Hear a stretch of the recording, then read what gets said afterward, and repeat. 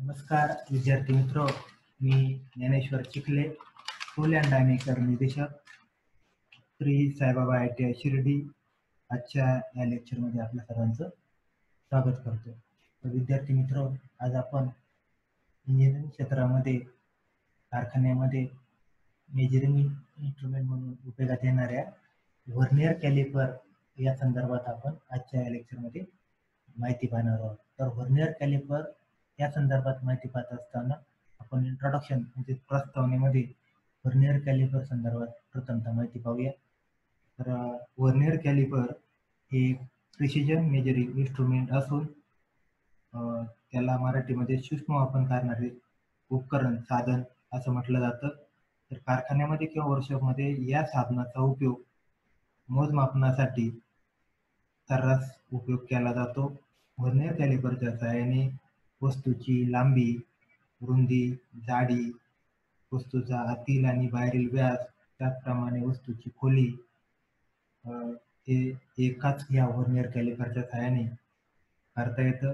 Vernier कॅलिपरच्या सहाय्याने metric पद्धतीमध्ये आपणास 0.02 mm व ब्रिटिश पद्धतीमध्ये 0.001 इंच इतक्या अचूकतेमध्ये मोजमापन करता येतं. व्हर्नियर कॅलिपर हे वेगवेगळ्या साईजमध्ये उपलब्ध असतात. उदाहरणार्थ मेट्रिक पद्धतीमध्ये 200 mm, 300 mm, 600, 1200 इत्यादी. इंचामध्ये 6 इंच, 12 इंच इत्यादी अशा वेगवेगळ्या साईजमध्ये हे उपलब्ध असतात. असा हा vernier calliper nickel chromium steel किंवा इन्व्हर स्टील या मटेरियलपासून बनवलेला असतो, तयार केलेला असतो. अशा प्रकारे या व्हर्नियर कॅलिपर संदर्भात आपण इंट्रोडक्शनमध्ये प्रस्तावनेमध्ये या व्हर्नियर कॅलिपर संदर्भातली माहिती पाहिली. त्यानंतर या व्हर्नियर कॅलिपरचं प्रिन्सिपल तत्व आपण पाहणार आहोत.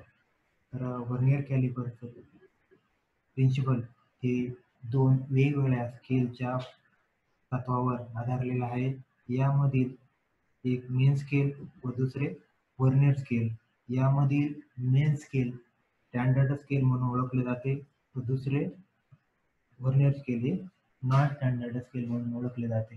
या दोन या एका 0 पासून 17 हे जे मार्किंग आहे मेन स्केल आहे आणि 0 पासून 50 पर्यंत हे व्हर्नियर स्केल आहे. म्हणजे मेन स्केल आणि व्हर्नियर स्केल या दोघांच्या फरकाच्या तत्वावर या व्हर्नियर कॅलिपरचं प्रिन्सिपल तत्व आधारलेलं असतं.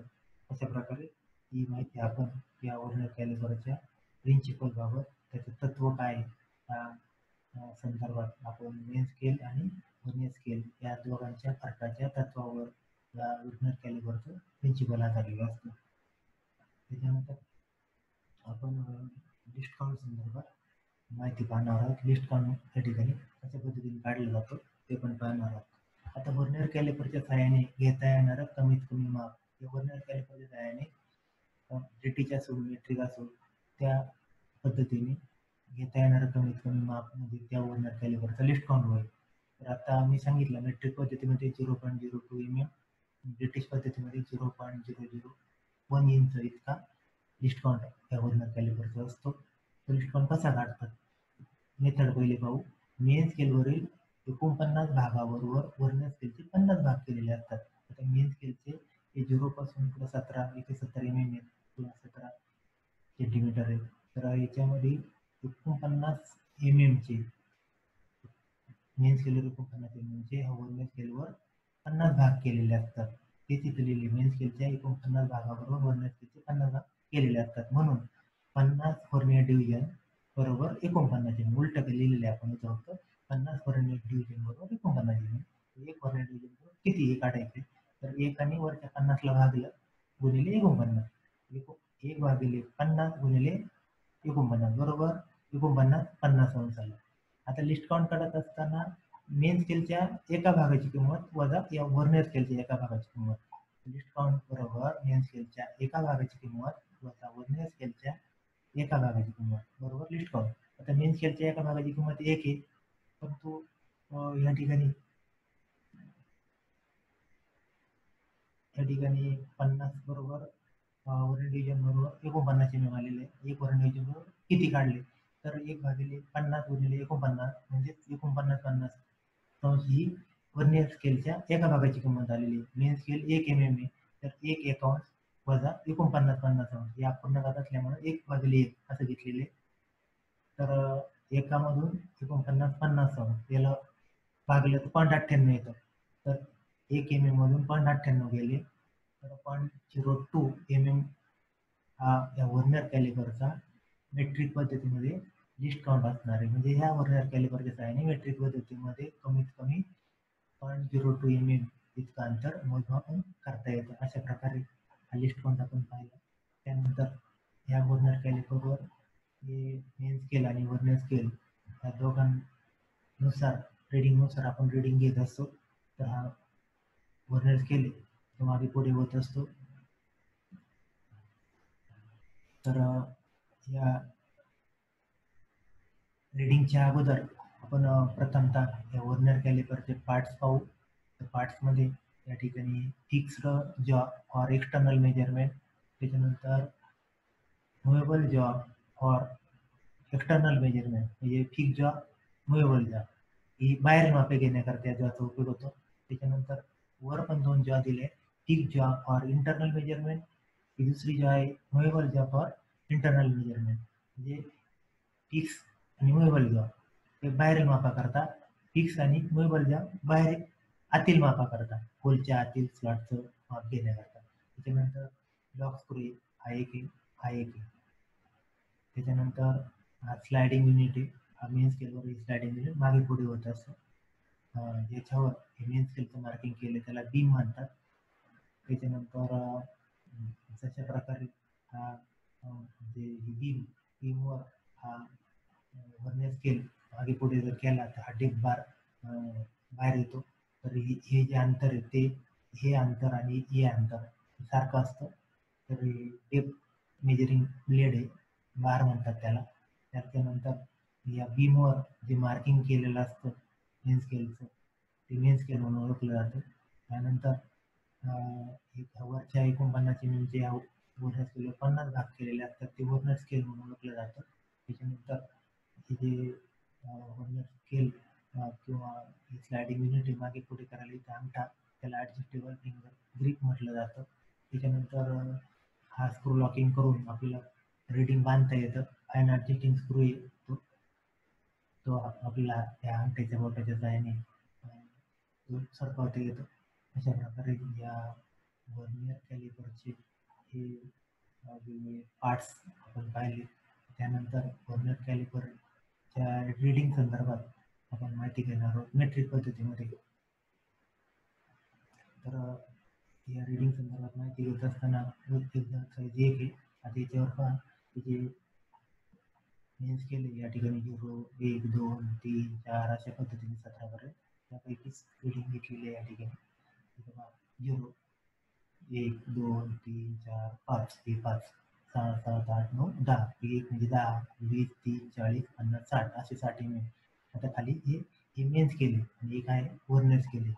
मेन स्केल म्हणजे ही मेन स्केल आणि हे याच्यावर हे 50 भागात मार्किंग ते व्हर्नियर स्केल ते खालच्या बाजूला आलेली आहे या ठिकाणी. खालच्या भागाला हे 0 पासून 50. आता या व्हर्नियर स्केलवरील 0ने मेन स्केलवरील किती mm ओलांडली ते पाहिजे पहिल्यांदा. आता 10 आणि इथं पण 15. 15 mm ओलांडले आणि 15 आणि 16 म्हणजे 0 आहे. म्हणजे 15 मेन डिव्हिजन आले. आता मेन डिव्हिजनची किंमत ही वरच्या 1 mm आहे, म्हणून 15 गुणिले 1 आलं. त्याच्यानंतर इथून 5, 10, 15, 20, 20 रेषा जुळलेली दाखवलेली या ठिकाणी. म्हणून 20 व्हर्नियर डिव्हिजन गुणिले 0.2 का तर याच्यातल्या एका रेषेची किंमत व्हर्नियर स्केलवरील 0.2 असते. ते लिस्ट काउंटमध्ये आपण काढलेली. त्याच्यामुळे 15 मेन डिव्हिजन मेन स्केलवरील 15 mm हे 15 गुणिले 1 बरोबर 15 mm आणि या खालच्या 0 नंतर ही 20वी रेषा जुळलेली आहे म्हणून 20 व्हर्नियर डिव्हिजन बरोबर 20 गुणिले 0.2, 20 गुणिले 0.2 45. 15 आणि 1 45, 15.45 हे रीडिंग किती आलेले आहे एक्झॅक्ट म्हटलं 15.40. कसं हे 0 पर्यंत 15 आणि ही 20वी रेषा आणि लिस्ट काउंट 0.02, 20ला 0.2 निघून 40 म्हणजे 0.40. 15 आणि 0.40, 15.40 हे अशा पद्धतीने रीडिंग आलेली आहे. दुसऱ्या उदाहरणामध्ये आपण देखील रीडिंग पाहणार आहोत. या ठिकाणी. आता वरचं मेन स्केल आहे आणि खालचं व्हर्नियर स्केल आहे. आता या ठिकाणी मेन स्केलवरील हे 10 mm आहे, हे 20 आहे, 30 आहे, 40 आहे, 50 आहे, 60 आहे. आता मेन स्केलवरील हे 5 समजा, 6, 7, 8, 9 आणि 9 आणि 10च्या मधली इथं व्हर्नियर स्केलचा 0 आलेली आहे. 9 मेन डिव्हिजन आले. किती आली आहे? 9 मेन डिव्हिजन. 9 main division. त्याच्यानंतर 9 गुणिले 1, कारण मेन डिव्हिजनची किंमत 1 mm असते, म्हणून 9ला 1 ने गुणलं ते 9 mm आले. त्याच्यानंतर ह्या व्हर्नियर स्केलवरील कितव्या नंबरची रेषा जुळते तिला 0 ने गुणायचं. इथं पहा 5वी रेषा आहे. 1, 2, 3, 4, 5. ही 5, ही 10, 15 आणि 16वी रेषा जुळलेली. 16 रेषा जुळली म्हणून 16 गुणिले 0 का? याच्यातील एका रेषेची किंमत आहे लिस्ट काउंट 0 म्हणून 16 गुणिले 2, 32. हे 9 आणि हे पण 32, 9 आणि 32 हे रिडिंग घ्यायच्यातलं. जर काय 2 म्हणलं. परत एकदा समजून घ्या. मेन स्केलवरील किती mm, व्हर्नियर स्केलवरील 0 ने ओलांडले 9 mm. त्याच्यानंतर व्हर्नियर स्केलवरील कितव्या नंबरची रेषा मेन स्केलवरील रेषेची जुळते? 16वी. तिला 0 ने गुणायचं. ते मेन रिडिंग मध्ये मिळवायचं. त्यांची बेरीज करायची. ते टोटल येईल, ते टोटल रिडिंग येतं. तर मेन डिव्हिजन 9 mm आहे. 9 गुणिले 1 बरोबर 9 mm आहे. व्हर्नियर स्केलवरील 16व्या नंबरची रेषा इथं बाणाने दाखवली जुळलेली अशी सरळ दिसते. की 16 गुणिले 02 बरोबर 32.32 आणि 9 आणि 0.32 बरोबर 9.32 टोटल रिडिंग आली. अशा प्रकारे हे 9.32 रिडिंग. तिसऱ्या उदाहरणामध्ये देखील तिसरं उदाहरण आपण पाहणार आहोत. त्याच्यामध्ये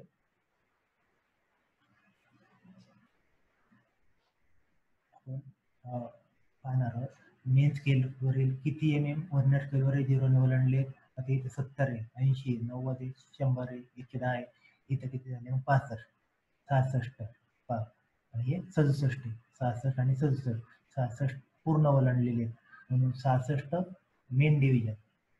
66ला 1 ने गुणलेले, कारण मेन डिव्हिजनची किंमत 1 mm असते. ही मेन डिव्हिजनची किंमत आहे. 1 आणि त्याला 66 mm पूर्ण ओलांडले म्हणून 66 गुणिले 1 बरोबर 66 mm. आता हे व्हर्नियर स्केलवरील कितव्या नंबरची रेषा मेन स्केलवरील रेषेशी जोडलेली आहे? तर इथं पहा 5, 10, 15, 20, 25, 30, 35, 40. 40वी रेषा जोडलेली आहे. 40 व्हर्नियर डिव्हिजन ही व्हर्नियर रिडिंग म्हणून 40 व्हर्नियर डिव्हिजन गुणिले 0.2, कारण एका रेषेची किंमत किती असते व्हर्नियर डिव्हिजनच्या? 0.2. म्हणून 40 गुणिले 0.2 बरोबर 0.80. हे 66 आणि 0.80, 66.80. अशा प्रकारे टोटल रिडिंग या तिसऱ्या उदाहरणामध्ये येतं. या उदाहरणावरून 66.80 ते कसं आलं? 66 मेन डिव्हिजन गुणिले 1 बरोबर 66 mm. 40वी रेषा जुळली म्हणून 40 गुणिले 0.2 बरोबर 66 आणि 0.80 यांची बेरीज 66.80 mm. अशा प्रकारे हे आपण याच्यामध्ये रिडिंग पाहिलं. त्याचबरोबर आपण जो हा व्हर्नियर कॅलिपर वापरतो, तो व्हर्नियर कॅलिपर वापरत असताना कारखान्यामध्ये वर्कशॉपमध्ये काही सेफ्टी प्रिकॉशन त्याच्या संदर्भात घेणं गरजेचं असतं. त्यामध्ये व्हर्नियर कॅलिपरचा उपयोग कटिंग टूल बरोबर करू नये किंवा कटिंग टूल बरोबर याला ठेवू नये. 2, व्हर्नियरचा वापर मशीनवर जॉब करत असताना व्हर्नियर कॅलिपरच्या सहाय्याने जॉबचं चेकिंग करू नये. तिसरं सेफ्टी प्रिकॉशन सांगता येईल, व्हर्नियर कॅलिपरचा उपयोग स्नॅप गेज सारखा, स्कॅनर सारखा करू नये. चौथी सेफ्टी प्रिकॉशन सांगता येईल, व्हर्नियर कॅलिपर काम करण्यापूर्वी व काम केल्यानंतर व्यवस्थितरित्या साफ करावे. अशा प्रकारे आज आपण व्हर्नियर कॅलिपर संदर्भात इंट्रोडक्शन प्रस्तावना पाहिली, त्याचं प्रिन्सिपल पाहिलं, मेन स्केल आणि व्हर्नियर स्केलच्या फरकाचे तत्त्वावरती आधारलेलं असतं. व्हर्नियर कॅलिपरचे विविध पार्ट्स पाहिले. त्यानंतर लिस्ट काउंट कसा काढतात, मेट्रिक पद्धतीमध्ये 0.02 इंचामध्ये, ब्रिटिश पद्धतीमध्ये 0.001 इंच तो कसा काढतात, मेट्रिक पद्धतीमधला पाहिला. उदाहरण आपण पाहिले. त्याच्यानंतर तर आपल्याला हा व्हिडिओ पाहिल्याबद्दल आपल्या सर्वांचा धन्यवाद.